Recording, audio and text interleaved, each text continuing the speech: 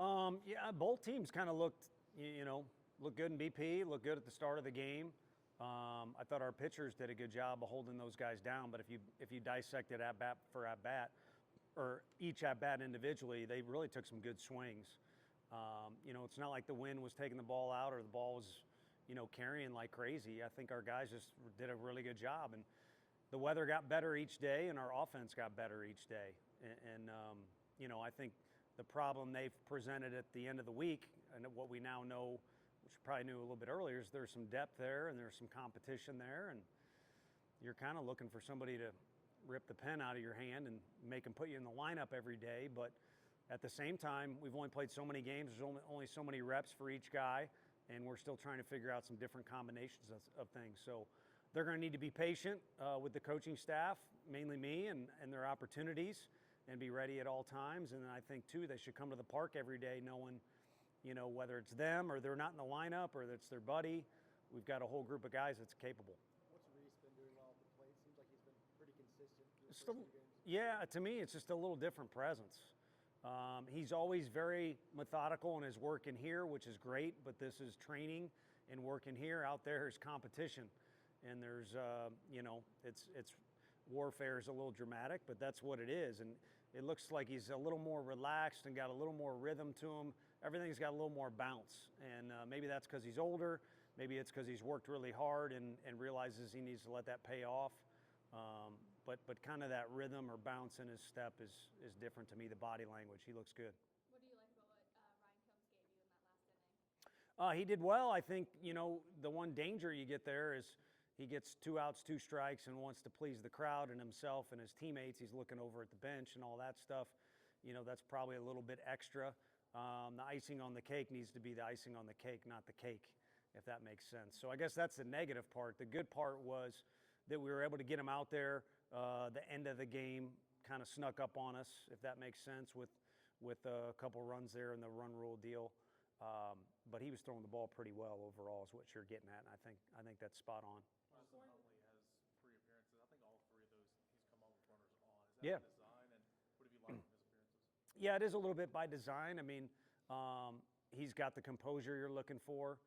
You consistently get strikes, and then we try and encourage these guys to take fielding their position seriously. And I wouldn't.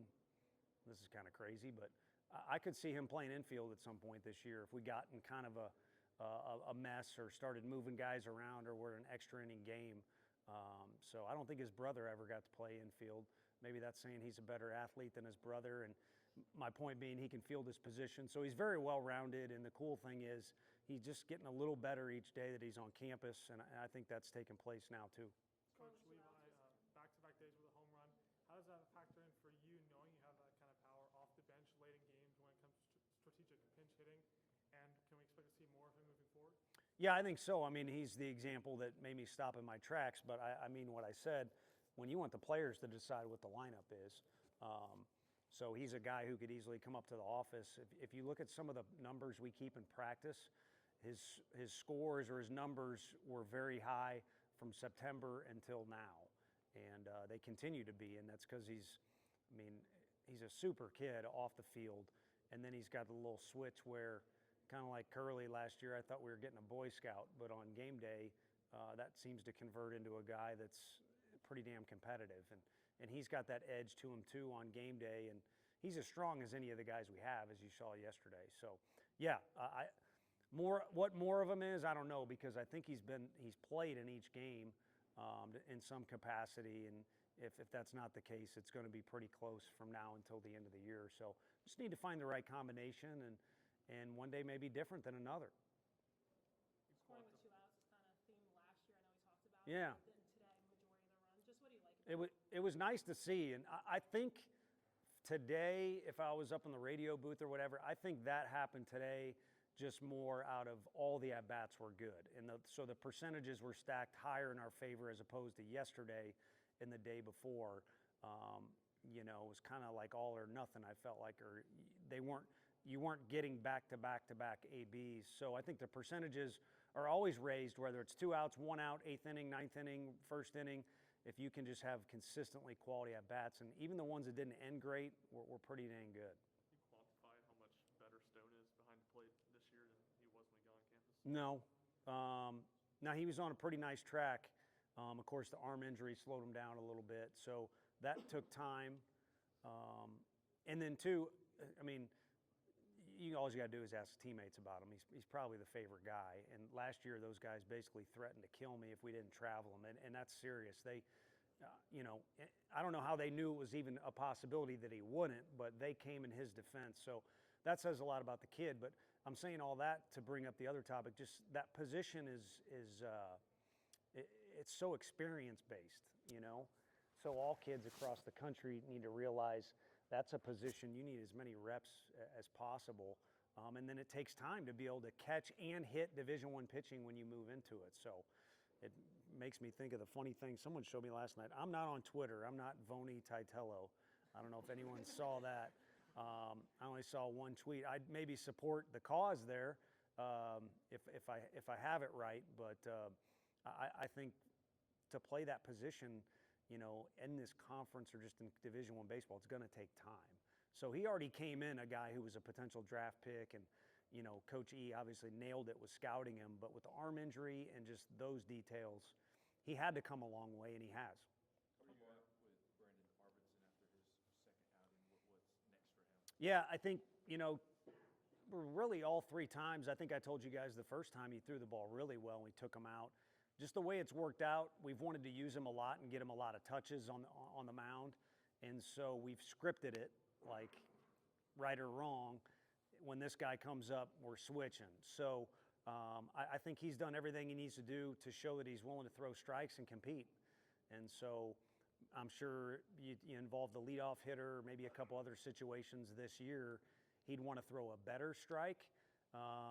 But in January, we had a guy who wasn't getting on the mound because he was, a little bit sore, and a guy who had not quite the strike throwing reputation that he would like to brag about.